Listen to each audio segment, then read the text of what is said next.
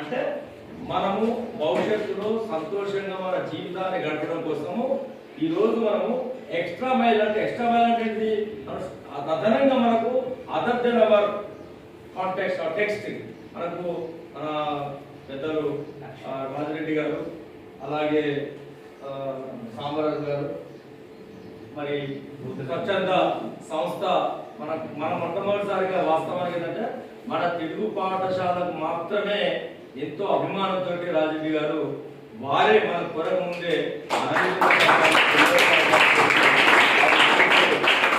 Material ఏర్పాటు చేయడం జరిగింది. మనకు ఒక 5 సెట్స్ ఇవ్వడం జరిగింది. ఇది మామూలు మెటీరియల్ కాదు.